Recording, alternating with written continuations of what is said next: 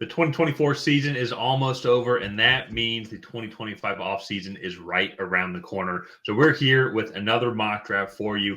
My name's Tyler, here with my brother Ryan, and we're going to be doing my second mock draft so far of the 2025 offseason. I know it's kind of the preseason of the offseason, but you get what I'm saying. So it's going to be fun.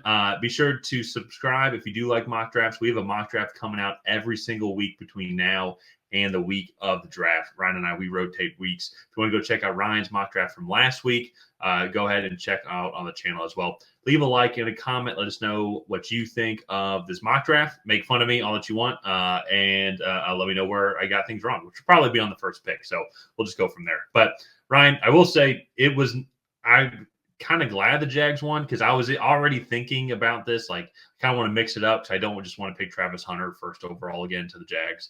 And then when they won, it's like, okay, it switches some things up. At least now, like, there's some other scenarios here.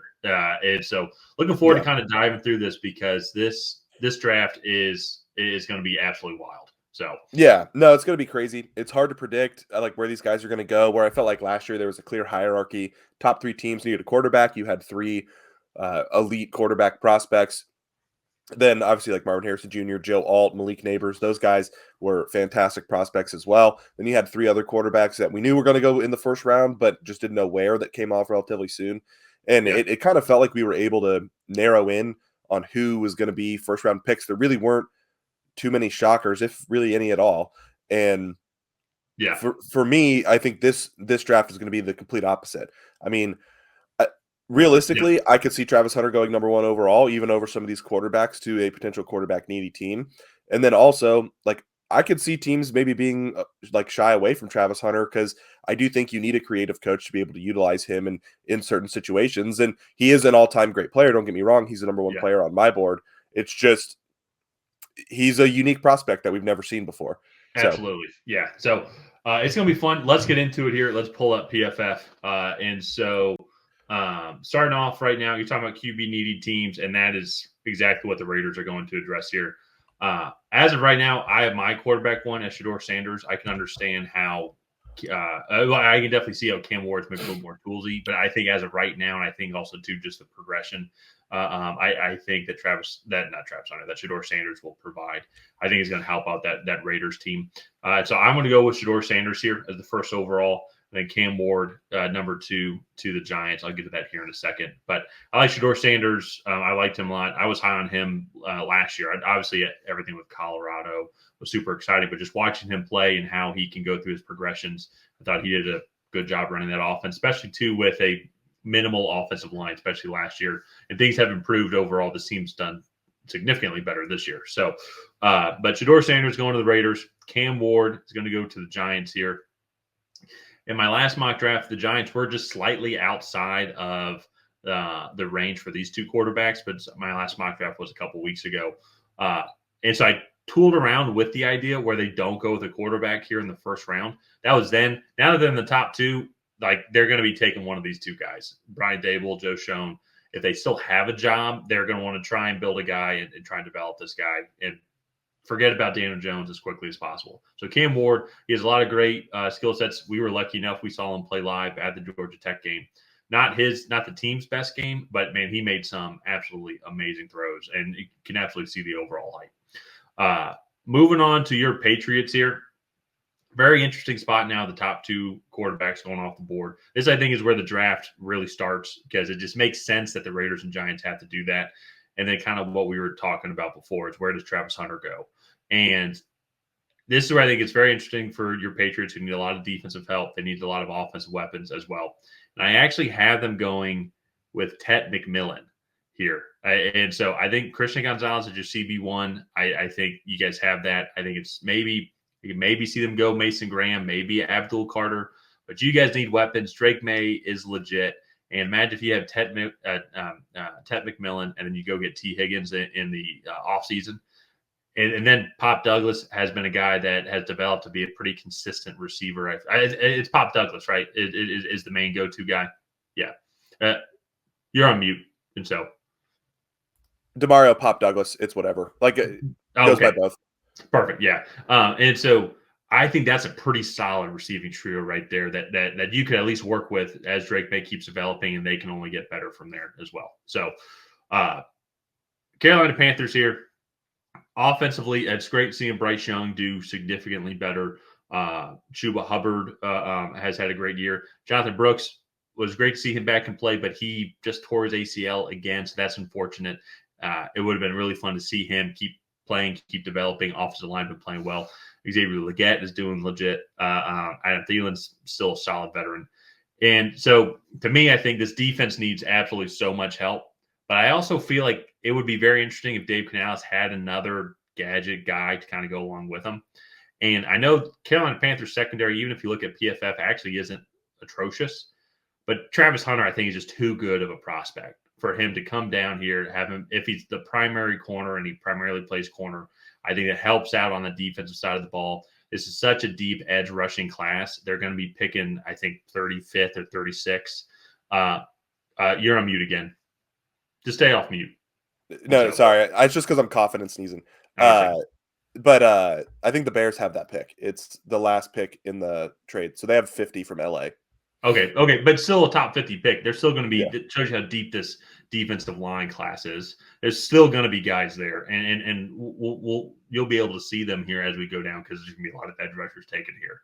But I haven't gone with Travis Hunter here. I think he's just best player available. And I think if you're a Panthers team with a lot of potential now, and you're seeing this offense kind of move around, Travis Hunter can primarily play cornerback. But imagine, though, too, yesterday and like fourth quarter drive that Bryce Young's trying to lead, you can bring Travis Hunter out there, and you have his dynamicness that comes up that defenses have to worry about. You don't have to use him every drive, but I think that would be very interesting for this offense here. So moving on now to Jacksonville. Once again, another team whose defense just sucks. They also need offensive line help as well. They could have maybe gone offensive line. I kind of want to see a little bit more film on how these guys stack up to the defensive prospects here. And so they could absolutely have gone corner here. I think Will Johnson would make sense a lot here. This team needs a lot of secondary help. But I'm a believer kind of like you need to have a strong defensive front here. And they have their two edge rushers, Trayvon Walker and Josh Allen Hines. They're both great. They are on their way to potentially having double sack seasons. And so I think if you plug in Mason Graham there and they need help on the defensive interior, I'm even pretty sure too, Sebastian Joseph Day, Jeremy Ledbetter. He is going to be a free agent at the end of the year. And that being said, Mason Graham is just an absolute stud.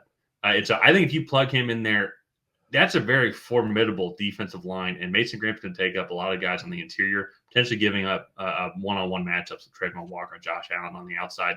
I think that's going to help out this defense a lot more than going and getting a corner that has a lot of good potential. But like, there's only so much he can do if the defensive line is not getting pressure on the quarterback, which Jacksonville struggled with. So I'm going with Mason Graham here. Tennessee, I think another team. I don't really think there's a wrong pick here. I think they could go Abdul Carter. Heck, honestly, too, it's not like Tony Pollard's going to be there for that long. You could maybe even get Ashton Jeanty. Like, they lost Derrick Henry, get back like now a franchise running back. That would be interesting. But I did actually end up going with Will Campbell here. And so I know I just said that with the fifth pick overall, trying to mix things up a little bit. But there are still pieces of this offensive line that are just not great, like Nicholas Petit-Frere, for example. So try and maybe see if Will Campbell can be left tackle. If not, do something similar with Peter Skoronski. And as you're still figuring out if Will Levis is the guy, you have a very strong young core of offensive linemen that's going to be developing that have a lot of potential. And so then if you find out 1 year from now, 2 years from now, Will Levis isn't the guy, and you go get a young quarterback, he's coming into a situation where the offensive line is top notch. And there's going to be some other weapons I think they can get in this draft. So number 7 here. This is where I've mentioned this guy's name a couple times now that potentially could have gone sooner, but Will Johnson coming off the board here. DJ Reed is a free agent, so I think they're going to try and replace him, try and still have that solid 1-2 combo with Sauce Gardner and a number 2 corner as well. A lot of different routes they could go. They can also maybe go offensive lineman here as well. They could. It's too early for tight end, and I don't think, and it's too early for quarterback. I think if they should have a second-round pick, maybe they go second-round pick there, like Jalen Milroe. We've seen that. But that's for our 3- and 7-round mock drafts. So subscribe So you can see when those come out come January and February. Cleveland Browns here. Ashton Jeanty's possibility. I think Abdul Carter's possibility as well. Maybe even Malachi Starks or maybe Luther Burden get another weapon for him, Nick Gordon. But I ended up actually going with Kelvin Banks, offensive tackle out of Texas. They've been banged up on the offensive line side as well, and they needed to get a little bit more solid. It's something similar, I think, too, as well with like kind of Tennessee and my reasoning there. Try and build up this offensive line and try and have a good surrounding team. So whenever you figure out the quarterback situation, then he's going to be coming into a much better spot for them to be successful. So at number 9, Chicago Bears just fallen off the face of the earth. They're going to have a new head coach coming in, possibly even to a new GM as well. And they have talent that's there. Caleb Williams, DJ Moore, you're going to Rome Odunze as well. And so I think you're going to have to try and protect them. And a guy that I really like, and I think he would be the number 1 tackle in the class if he didn't get hurt at Oregon, would be Josh Simmons. So I do think actually over time, you go look at his film, how athletic he is, how explosive he is overall, especially too with the film from this year before he got hurt. I think this could be a guy that you could plug him in, be that left tackle guy, and solidify that for Caleb Williams as well. Williams is going to have to develop. He's going to have to play significantly better. But I still think this could be a guy that you can start to turn this offensive line around. I could see the argument where you wouldn't want to go with him. And Ryan, you would know better than that. I'd have to double check. Could he kick inside? He might be able to kick inside. He could. He has the athleticism though, stay on the outside. The big question with him is just going to be if he gets injured or if he can come back 100% from this injury. Because he's so athletic though. And so yeah. That's where I wonder if like you take the risk, and even to their cap space as of Halloween, so it needs to be updated. So once when that gets there, but they're going to be around $75 million. It's as of that date. So depending on what it is, so they can go and invest also in some other guys as well to maybe increase that offensive line if they want to go a different route. Defensively too, I think defensively they could have a lot of different options as well. So Cincinnati Bengals here, their defense is just really bad, and so this normally I feel. And correct me if I'm wrong, I feel like normally they would go with a little bit bigger edge rusher. But a guy with Abdul Carter's talent, I think that just kind of fits. He obviously is going to have the Micah Parsons comparisons. But typically I feel like what they've gone, like when they drafted Miles Murphy or like Trey Hendrickson, is a little bit bigger, like more traditional defensive end. But Abdul Carter, his talent, though, overall, maybe it could be the transition. You put him across from Trey Hendrickson to be a very unique kind of combination of 2 different types of edge rushers that I think they could utilize really well. And so Bengals fans, correct me if I'm wrong on that, but that's why I feel like typically maybe Nick Scorton might be the type of edge rusher that they would go after. I think Abdul Carter is just a better edge rusher. And so I'd be very curious to see what you all think of that. I would definitely say Abdul Carter's the better pass rusher.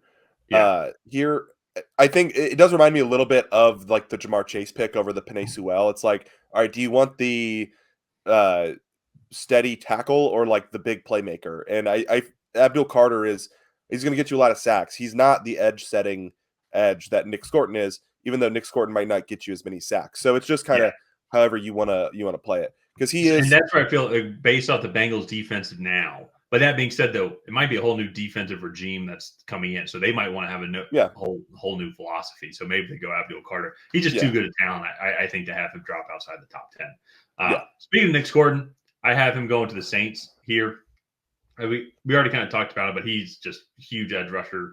You can set the edge. It's been amazing, like what he can do with how quick he is. There's another Texas A&M edge rusher that we're going to talk about here shortly. And so at number 12, Dallas Cowboys. So very likely Ashton Jeanty is going to go to the Cowboys if this plays out. One, they just need running back help in general, but he's just also too great a player. To me, that pick to me, just as of right now, is getting boring. So I would go a different route, because I think one thing as well too, you look at this Cowboys team, they do need help in the running back room. They need help in the offensive line room, defensive line room, linebacking room, cornerback room, receiving room. It's like this team's just bad. It's just not really that good. And so try to go outside the box here a little bit and think of, and maybe it's not even that outside the box, because I see his name on the board here, but I'm going with Jalen Walker here. And they have him lined up as a linebacker, so maybe he could drop back out in coverage. He has had half his snaps in the box and the other half on the defensive line. So I think he could be a very interesting guy that I think could be utilized within this defense, especially too with how effective Micah Parsons is. Then if you have another super athletic guy on the opposite side of him, I think that would be very interesting to watch on how this defense or how offense is trying to approach this defense here. And so we'll have to see. I'm curious on Cowboys fans' thoughts on that. As I said, probably Ashton Jeanty is going to be this pick. I'm trying to mix things up because I feel like everybody and their mother is picking Ashton Jeanty to go to the Cowboys. So we'll have to see where Ashton Jeanty goes. Pick number 13 here. I've done Malachi Starks a couple times here now, and I think that is a very good pick for him. Also done some defensive line picks for them as well. So once again, trying to think something a little bit differently as well. And Tyreek Hill, he is getting older. And also, too, with how explosive this offense can be, maybe you want to get some other more playmakers there. I feel like a guy like Luther Burden, a big yak guy, I think would be very interesting in this offense here. Once again, if you're a defense, you got to try and cover Jalen Waddle, got to try and cover Tyreek Hill, Devon A-Chain. Then you have Luther Burden on the other side as well with the speed that they have and the dynamicness. I think that would be very interesting to this team and this offense. They could go offensive line here, but I'm not as high up on Ariante Irsay as you are. And so he's going to fall a little bit for me. So I end up going with Luther Burden here. I'm curious to hear what your thoughts are on that here in a second. Pick number 14. This is where I have Malachi Starks coming off the board.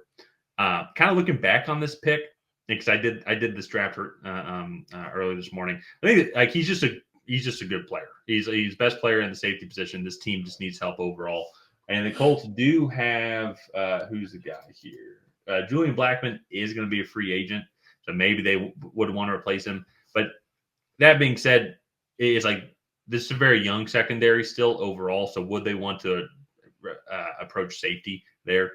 I've gone defensive line with them a lot, so trying to mix it up a little bit. I could see them going any of the other potential edge rushers here, or there's a good defensive tackle I'm going to mention here in a second. There's other defensive tackles that maybe can work their way up.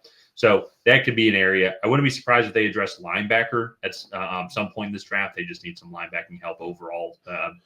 The EJ Speed, and then who's the other guy? I'm blanking on it right now. They just don't grade as well in PFF. So now I know PFF isn't like the godsend of everything, but still I think it's a good overall metric. But with Malachi Starks here, he's just a great athletic player, and I think that could help out a lot in the back end of this defense. Now here to my Atlanta Falcons. So I'm very curious what my fellow Falcons fans think of this pick. But to me, the more I watch the Falcons for our first round pick, and what I think they might do is they might go offensive skill position player. Not going to be Ashton Jeanty. That would be wild to have Bijan and Ashton Jeanty on the same team, and hilarious, and it would really piss me off at the same time. But to me, I think if Luther Burden would have fell, I think that would have been very interesting if the Falcons would go with him there, try and get another young, explosive player, because I feel like we don't have that many dynamic guys. So, unfortunately, we weren't able to do that here in this instance. However, defensive line obviously is what everybody's picking the Falcons to go to. So, Grady Jarrett's getting up there in age. Eddie Goldman's going to be a free agent at the end of the year, and he's getting up there in age. Taquan Graham, who is still on his rookie contract, but he's going to be a free agent as well. There's a couple other edge rushers also. And the way the defense is kind of shaping up, Rook, from what I've seen, has been playing okay. We're just now barely seeing Brandon Dorless. He's only got a couple snaps. These are young guys, but still some question marks. And with a defense that Raheem Morris wants to run, you need that big, effective defensive tackle up front. To me, Kenneth Grant, I think he's played extremely well at Michigan. I know we invested a bunch in the defensive line last year's draft class, but I think we're going to move on from some of these older defensive linemen here. And it's not like they've been really performing that well this year overall. They've been playing decently well, I guess, these past 2 games with 9 sacks in 2 games. But I think we're going to move on from a lot of these older guys on the defensive line, try and get younger, try and get more effective. And I will say, too, bringing back Eddie Goldman, he's their big, thick guy. He's 330 or something like that, and that's about what Kenneth Grant is. So you'd be kind of replacing Eddie Goldman with a younger Kenneth Grant who might even be more effective. And he has some pass rush upside, too. He has pass rush upside as well. So sitting on it, maybe maybe don't know if I like that pick nearly as much, but at the same time, though, too, it's like which edge rusher, which defensive lineman do they like? I think maybe skill position player is going to be a potential option for them as well. So, last pick here before I stop to talk, stop and get a drink of water while you talk. Let everyone know how you think of this draft. But Arizona Cardinals here need a lot of defensive help, and my one thing looking back on this is kind of similar to a pick that they did last year, but I ended up having Shedeur Stewart. And my one issue with this pick now is it's kind of similar, I think, to Darius Robinson, like the big defensive physical edge rusher. Now, that being said, though, too, they'd have something where they maybe kick him inside, be a little bit more of a defensive tackle, and go get like an effective edge rusher later. That maybe is something that they could do. But Shedeur Stewart, though, is also a freak as well. It's very similar to Nick Scorton and just kind of their play style. Nick Scorton's a little bit more explosive, but I think he could come in and help out a lot on this defensive line, get some more pressure and stop the run also. So I'll take a break. Want to throw it over to you. I want to get your overall thoughts on the first 16 picks. Yeah, let's go back up here to the top. So obviously the two quarterbacks coming off the board, I think, is fitting. I mean, those two guys, I felt like for the first half of the college football season, we were just waiting for quarterbacks to separate themselves. And it finally happened, I think, with these two. I have them flipped. I have Cam Ward over Shedeur, but it's kind of a 1A, 1B. I think Cam Ward has the higher ceiling, and Shedeur probably has the higher floor. So whichever one you want to take there. I don't love taking Ted McMillan over Travis Hunter. I've come around a lot on Travis Hunter. As like he's the top player on my board, and he's one of only a few blue chip prospects for me in this class. And I feel like if the Patriots have a chance to take a player like Travis Hunter, I think you just kind of do it and figure it out, because there aren't a lot of guys that can just play football that well, let alone be as good as he is at both offense and defense. That's fair. And so I don't love the coaching fit, because I don't think the Patriots coaching staff has the versatility and creativeness to really like design package plays for Travis Hunter on offense, because I personally feel that he's not going to be a full-time offensive player, but on third and longs, on big fourth quarter drives, like that's when he'll be in on offense rather than like a full-time offensive and defensive player. I still like Ted McMillan.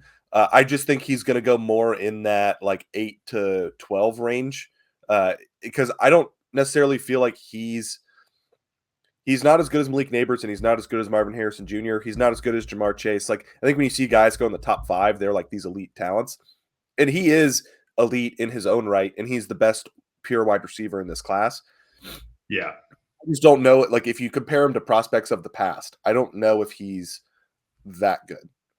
So that's my take there. I like the Mason Graham pick. I think either Michigan defender there is good. I like Will Campbell. I like Will Johnson. I've fallen off a lot on Calvin Banks. The injury I think is just concerning for a slightly undersized guy. But also his athleticism and like his kick slide and like getting out and taking on these edge rushers. I have some serious concern about him being able to meet speed rushers at the point of attack and giving up that corner. And so he's fallen down my board a little bit. I like the Josh Simmons pick. I think he is the best true tackle in this class. Will Campbell is the best offensive lineman in this class. There's just a question about his arm length. But with him off the board, I don't hate that pick. I think that would be a good fit there. Another option would be potentially Wyatt Milam, because he does have that inside-outside versatility more so. Yeah. But yeah, like all in all, Abdul Carter, Nick Scorton, they can be interchanged, whichever edge rusher suits your fancy. I like Nick Scorton a lot. He was one of my like first draft crushes this year. He's a really good player, and he's only 20 years old. He moves freakishly well for his size, and he looks like one of those guys to me that doesn't lift weights. He's just that big and strong and fast, all like naturally. Yeah, that's just his natural weight. Yeah. And so, not saying he doesn't work hard and do that. He just looks like a guy that's naturally that big and strong. And I like the Jalen Walker fit. He does remind me a little bit of Micah Parsons himself, just because he has that edge rusher linebacker versatility. He can play just as well going downhill as he can backing up into coverage. I think that would give them some good looks there. The The Luther Burden one I like. I struggle to I think this is a deeper wide receiver class than a lot of people think. And I struggle to think that they would pass up on a top-tier offensive lineman like a Wyatt Milam, like an Ariante Ursary, to go after a Luther Burden, who is a great prospect, but definitely has the warts of his own. I like the Malachi Starks pick. I like the Kenneth Grant pick there. I actually think that would be a good fit for you guys because it would allow you to free up your edge rushers to maybe get upfield a little bit more because he's that athletic defensive interior guy. And I like Shamar Stewart. I would like to see them go more like either pure edge rusher or pure defensive interior guy because, like you said, they did go with Darius Robinson last year in the first round, and he is that tweener for them. Yeah. And so I would like to see maybe something else, but I do like giving a shout out to a guy that just clearly has all the traits to be a first round pick. Maybe doesn't quite have the production yet, but in terms of traits, there's not a lot of 6'6", 290 guys that can move this well. Yeah. Yeah. So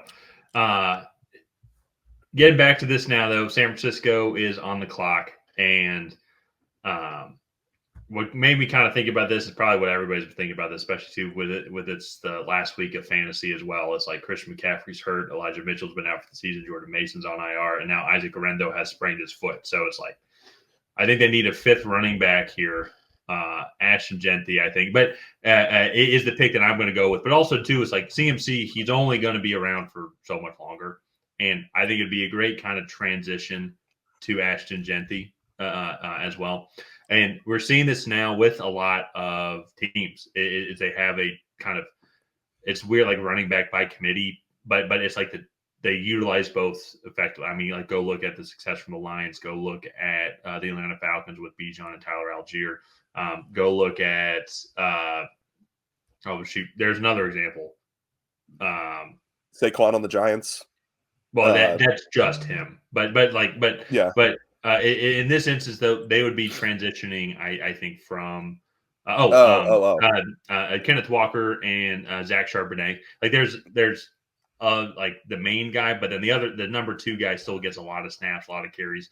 To have him have the number one main guy get some rest. So I think this would be a good transition, I think, for both these guys. Ashton Jeanty can work his way into the NFL. CMC can, when fully healthy, can maybe have the primary workload the first year, but slowly wane that off until his contract's done, I believe, in the end of 27 or 26.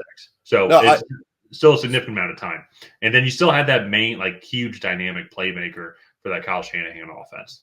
Yeah, I actually really like this fit. Because CMC is only getting older. The injuries are starting to pile up. But also, too, Ashton Jeanty, people don't realize this because he hasn't caught a lot of passes this year. He caught a lot of passes in 2023 and is a really good receiving back. So he could definitely be kind of that spell back, like true third down guy for this 49ers offense going forward. Yeah. So moving on to the Los Angeles Rams here. Just need secondary help. And so for me, when kind of looking at this, we'll need to see if Benjamin Morrison, I do pick him eventually in this draft, but just not here. But ironically, though, I go with Siobhan Ravel, who is also hurt as well. But if you've seen his film, he's a good player. Don't let ECU be the guy. Think of this kind of as like a potential Quinion Mitchell type of guy, like coming from a small school as well, that could be a very effective corner in the NFL. But the Rams, they just need cornerback help. And so, so to me, I think this is like secondary. Some other maybe potential options they could go is they could go offensive line. They have their tackle, Alaric Jackson, is going to be a free agent, so maybe they want to replace him. Joseph Notebaum, Joseph Notebaum's also going to be a free agent as well. So maybe they want to address the offensive line, but I think the primary need is going to be secondary. So I think they're going to find a guy that they like and take him here. At number 19, have them going with James Pierce Jr. out of Tennessee. And this, to me, I think more is just going to be like just such a deep edge rushing class. There's going to be a lot of edge rushers taken in the first 2 rounds here. And so having a guy like him as well, put him alongside Yaya Diaby, have Vita Vea up there in the middle, just allow him to pin his ears back because Vita Vea takes up a lot of guys. So something similar here for Washington. I'm going with Michael Williams as well. I think watching his film, I do love his athleticness and his dynamicness along the offensive line. And by that, I mean like on stunts or whatnot. So imagine him paired up with Ron Payne and Jonathan Allen, Jersey Jonathan Newton. Allen. Yeah. And so with how effective those two guys are in the middle, they take up a lot of guys. So now you can run stunts, you can have him be on the outside, and he just can be an explosive player, I think, that can develop alongside that defensive line. So it's adding another guy that Dan Quinn can maybe mold, and we all saw the success of this Cowboys defensive line when he was defensive coordinator there. And so, and honestly, dude, the defensive line's playing pretty well this year for Washington. So Los Angeles Chargers is now on the clock. I will say sneaky running back spot here. Your boy Marion Hampton that you've talked about a bunch is a potential phenomenal pick here, I think, for them, because he's not going to make it to the next pick. I don't make that move here because this is a deep running back class, so maybe they can get a guy later on. But they do need some more pass catchers here, and they invested a lot into the receiving room last year. And so Ladd McConkey, when healthy, has been a great guy. They needed Ladd McConkey on Sunday Night Football. I believe if he played, they beat the Chiefs. Quentin Johnson seems to be developing decently well. Josh Palmer is going to be a free agent at the end of the year. Maybe they'll re-sign him. They have a decent bit of cap money. But they do need a tight end. And I really think Tyler Warren is going to be a phenomenal guy that Justin Herbert can lean on. I have him actually going over Colson Loveland. Former Michigan guy. Former quarterback as well. And so I think kind of in that Jim Harbaugh mindset and like, well, he can kind of understand the QB mindset. I think he would play really well under Jim Harbaugh. Be very interesting of him not picking Colson Loveland, actually going with Tyler Warren. So that would be very interesting. So I had to kind of wait and see. But I think that he would do really well in this Los Angeles Chargers offense. So with the Broncos here, they're also needing, I think, a little bit more pass catchers. And with the Sean Payton offense, just getting some reliable guys. And there's been no more reliable receiver for Ohio State than Emeka Egbuka. He's had a great career at college. I think he can come in and fit really well. I think he'd complement Cortland Sutton really well, complement the speed of Marvin Mims Jr. and Troy Franklin also. So have them going with Emeka Egbuka here. They could maybe go offensive line. They could also maybe do maybe just best player available if they really like if Benjamin Morrison's there. I think that'd be very interesting to add him to the secondary room as well, which is young already, yes, but still very talented. But I have them going with a skill position player here because it's going to be a deep defensive class that they can address. So moving on now to the Seattle Seahawks, and they've been playing significantly better in the trenches over the past couple of weeks. They've been getting healthier. They made some of the right moves on the offensive side of the ball as well when it comes to the offensive line. But I still think that they just need to get younger. And so this is where I have Wyatt Milam coming off the board here, left tackle out of West Virginia. So he's a guy, played really well, is athletic, and someone that you can maybe develop, but could also potentially move inside too as well to help out with the interior. Because that, I think, is the biggest weakness overall for the Seattle Seahawks team is just the offensive line interior. So they need to get guys in there. Wouldn't be surprised if they would go with their second pick or third pick, another interior offensive line guy like Tyler Booker.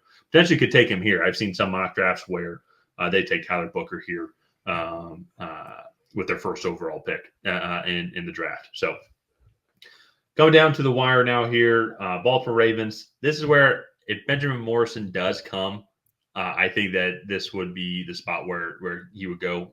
Ravens have one of the worst pass defenses in the league, and they've done pretty well, I think, with the previous Notre Dame secondary guy that's on their team, and Kyle Hamilton. So I think pair him up with Benjamin Morrison. And so the big question mark, though, is he going to come to the draft after his hip injury, or is he going to go back for another year? So that's going to be the big question mark. But if he does, wouldn't be surprised if this is going to be kind of the area where he falls. And I think the Ravens would jump on him in a heartbeat. I know they got Nate Wiggins last year, but still just trying to get better in that secondary room because I think they're 30th in pass defense, 32nd pass defense, giving up 264.92 yards as of the recording of this video. Now they're up in a lot of games, yes, to be fair, but still they just give up a bunch of yards. And they have a top 5 rushing defense, I believe. And they have a top 1 rushing defense, actually. Oh, yeah. Yeah. So I think that's pretty good. Yeah. I'd have to double check. But Houston Texans here, similar to Seattle, just interior on both sides of the ball, they really struggle. And so There's Ariante Ursary to me seems too big to be able to kick inside.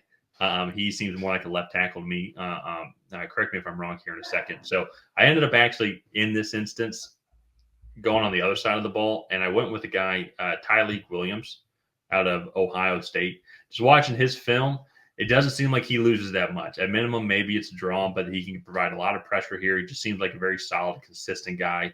And when you're looking at that defensive end, like with the edge rushing room, specifically with Will Anderson, and you got Neil Hunter, who I don't think he's on a 1-year deal. I don't think Daniil Hunter's on a 1-year deal. Not that I'm seeing. I could be wrong though. Double check me on that. So next year coming into this, if you have those two edge rushers right there, just pinning their ears back, and you have a guy like Tyleik Williams, like taking up some guys in the middle, just very consistent and I think very solid guy that D'Amico Ryans can work with. Yeah, I mean, I think that's a good pick. Ariante Ursary is too big to kick into guard, I believe. That's what I thought too. I mean, 6'6", 320. 330 plus. 330, yeah. So it might be a little bit too big. So Green Bay Packers now on the board. Secondary to me is what came to my mind. And with Ravel off the board and Morrison off the board, I was kind of seeing who else is left. Eric Stokes and Corey Ballantyne, they're both going to be free agents as well. Jair Alexander, he's been battling some injuries this season. So I actually have J.D. Barron, cornerback out of Texas, coming off the board here. And if you don't like J.D. Barron, it could be any other cornerback maybe that you like there. I could also maybe see some defensive linemen coming off as well. Seeing PFF, they have defensive interior. And there's some good defensive interiors guys that are here. I feel like they're maybe slightly undersized. So it's just going to be the one that I think the Packers like a Walter Nolan or TJ Sanders. But for me, I think they're going to focus on the secondary and try and get younger and better there. Pittsburgh Steelers. I love Jada Barron. He's perfect. A great corner. It's a great pick. It's a great pick then. So Pittsburgh Steelers, they were able to pull out a win against the lowly Cleveland Browns without George Pickens. But it did kind of make me think, though, it's like they're going up against a much more respectable team. And Browns have a good defense, to be fair. Like when fully healthy, it's still a solid defense. What other weapons can they really go to? And they relied on their other star players like Pat Freiermuth had a touchdown. Najee Harris had a good game as well. But I think they still need to go and add another weapon. So I was kind of looking around at some of the other weapons. And to me, I landed on Isaiah Bond. I think he would be an interesting compliment across from George Pickens. Maybe they'll wait later in the draft. Maybe they would want to address the secondary and maybe find a guy that they would want to have, but ended up going with Isaiah Bond here. I have to kind of see how that would pan out. Minnesota Vikings, this to me, if they do end up in this spot, picking 28, and I believe they absolutely should, they're one of the best teams in the NFL. I think this is a prime spot for Omari and Hampton to come off the board. They need running back room, youth overall. Aaron Jones had a good season there. Offensive line has been playing well. And I think, and you've talked about him a lot, I think him and Caleb Johnson, to me, are kind of separating themselves as like the tier 2 guys. Ashton Jeanty's number 1. Tier 2, as I think, going to be these two guys. Maybe Quinton Junkins, Trayvon Henderson, Dylan Sampson, some of these other guys could maybe work their way up in there. But as of right now, I just think those two guys to me are like clear tier 2 guys. And I think Minnesota Vikings, I think they'll be like, no, let's just jump on this guy now. Just because I think he would be great for this team, especially with the receiving room that they have already. Defense has really got to worry about the pass, and it's going to open things up, I think, for a guy like Omari and Hampton, who is really hard to tackle. So moving on to the Bills now. I think they have a solid defensive line. I think their secondary is young and been playing really well also. I think I ended up going with a guy, Jihad Campbell, trying to help out a little bit more in the kind of that middle part of the defense as well, and also a guy that has some edge rushing capabilities as well. So curious on this pick. This is once again too. I think a lot of these guys are kind of running together now. It's just going to be how these teams really like them. I could see them going Walter Nolan, trying to beef up the pass rush interior. Maybe Omar Norman Lott, a guy that can get after the quarterback as well. A lot of different guys that they could take here. But I think Jihad Campbell is going to be the one he's the one that I picked, and you already clicked him. So that's what we're doing. So Philadelphia Eagles, absolute stud. You can make an argument maybe the best defensive interior that they have in the entire league with Jalen Carter and Jordan Davis. And the defense is improved tremendously, with what they've done in the secondary. I think they need a little bit of edge rushing help. And Princely Umanilian, did I pronounce that correctly? Uman Mielen. Perfect. Sure. Double-digit sack guy at Ole Miss, and I think he can come in here as well. You give him a lot of one-on-one scenarios here because Jalen Carter, Jordan Davis are going to be taking up a lot of the guys in the middle. And so I think Princely's going to fit in really well here at Philadelphia. Kansas City Chiefs, this is where I have your boy Ariante Ursary coming off the board. They need tackle help. It is extremely obvious. It was the talk of Sunday Night Football. It's been the talk of the week, and you can visibly see Patrick Mahomes how upset he is been over the past couple of weeks of how many hits he's taking. And you don't want this guy to be taking that many hits. And so Ariante Ursary, you're really high on him. I come in, potentially even fight for that left tackle spot. I have to see what Kingsley Sumathia does. Maybe you can shift him over to right tackle. Ariante Ursary can shift over to right tackle because Jawan Taylor is not going to be there forever. Maybe move on from him after 2025, or maybe cut him, and save up some cap space. We'll have to see. But still, just getting better at the tackles because in the interior, the Chiefs, I think, actually have one of the better interiors in the league, if I'm not mistaken. And so they seem to figure out these tackles. And then that could be kind of scary as well because then they're going to have a lot of healthy receivers coming back next year. So lastly, for the Detroit Lions, I ended up going still edge rusher here, but ended up going with Kyle Kennard, edge rusher out of South Carolina. A lot of speed, a lot of success, and just think that he would do well here in Detroit. But if you don't like that pick, I think plug and play any edge rusher, Jack Sawyer, JT Tuamalia. And there's even a couple other guys that I am Mike Green, I think would be interesting. Donovan Ezeraku. Yeah. So a lot of guys I think at that spot, but that's my draft.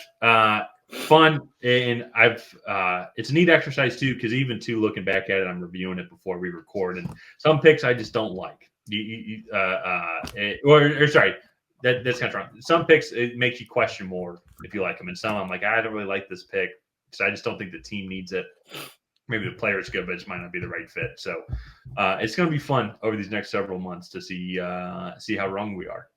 Yeah, no, and I think this board is going to shift a lot because I think a lot of guys are going to raise or lower their draft stock throughout this process. But let's kind of go through the final 16 picks here. I already went through, get my thoughts on the first half. So I kind of touched on this in the video. I liked Ashton Jeanty. I thought that's a good pick. I like Siobhan Ravel. Hopefully he will be able, his injury was early enough in the season that he will be able to at least participate in some of the drills at either the combine or a pro day, and have a semblance of a pre-draft process because I think that will do him well. I like James Pierce there. I think you have Yaya Diaby and James Pierce, Vita Vea clogging up the middle. I think that's a bad recipe for the teams in that division that have weaker offensive lines. I like Michael Williams. I think he would be a good edge in a 4-down lineman system because he is bigger. He has like freakishly long arms. He can be a good edge setter. Georgia doesn't do their edge rushers a lot of favors. And what I mean by that is they kind of play them oddly like over the tackle, and it just doesn't give them a great angle at the quarterback, but keeps the quarterback in the pocket. They usually, when they get pass rushes, send blitzes. And so I think at the next level, his athleticism and just raw tools will shine more. Tyler Warren over Colston Loveland I think is interesting, but I get it. I think Tyler Warren is a more complete tight end. I like Emeka Egbuka there. I like Wyatt Milam there. Ben Morrison, if he comes out in this draft, I think would probably go higher. Especially he had a hip injury, which can be scary for corners, but if he can show that he's healthy in a pre-draft process, whether it's at the combine or a pro day, similar to Siobhan Ravel, I think he would go in the teens somewhere. I like the Tyreek Williams pick. They need help stopping the run. Jahdae Barron, Isaiah Bond, I like both of those picks. I think they would be good complements in the system that they're going to. I like Jahdae Barron especially because he was a slot corner a couple years ago, and then he was a safety, and then now he's playing on the outside more at Texas, and he's been just really good at all three spots. And so you get a very versatile corner there in Jahdae Barron. Marion Hampton to the Vikings makes a lot of sense. I like Jahad Campbell. That's a pick that I've made before. He just reminds me a little bit of Tremaine Edmonds, And I think he can be that big hulking linebacker in the middle there and really kind of allow the Bills to push their defensive line even more upfield and be more aggressive. So I like Uman Mielen. He had a great game against Georgia, and he's had several others. He's battled a little bit with injuries, but a good player. Ariante Ursary, I like a lot.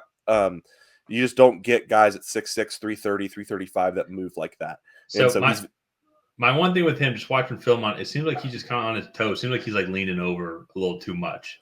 Like, yeah, he can. I guess I watched all the tackles in a row, or like 10 of them in a row, and I think maybe I watched Josh Simmons right before him. So you go and watch him versus Ariante Ursary. It's like two totally different tackles.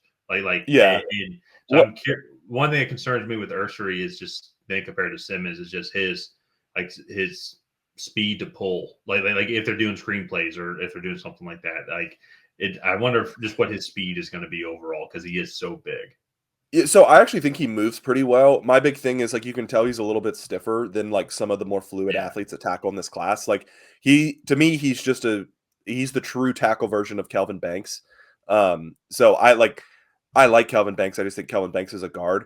But Ariante Ursary, he's a little bit bigger. He has that bigger kick slide to get out in those pass rushing sets. And he's a much better run blocker to me than he is a pass blocker. One, that just comes down to sheer force.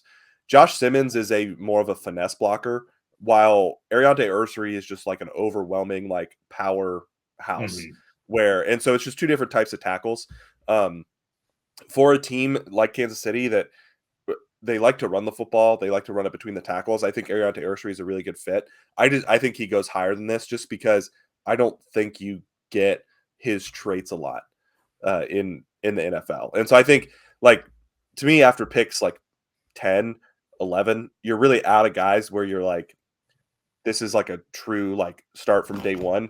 So I actually like him going to a Denver where they have Garrett Bowles, but he's going to be 32 or 33. So he's only going to sign a 1 or 2 year extension. And so Ariante Ursary can have that redshirt year where he can refine his pass blocking techniques and kind of grow. So I like that. I like that fit though there in Kansas City. He'll be thrown right in there and get some live reps. And I like Kyle Kennard as well. He doesn't have the best pass rush win rate in true pass rushing sets, but you will be hard pressed to find another edge rusher that is just as solid on all three downs as he is. Yeah. It seems kind of like a Dan Campbell guy. And so we'll see. It's going to be fascinating. Just kind of what over these next couple of months, then with all the Senior Bowl testing and Shrine Bowl testing, it's going to be phenomenal because I bet there's guys that we haven't even talked about yet that are going to be picked in the first round.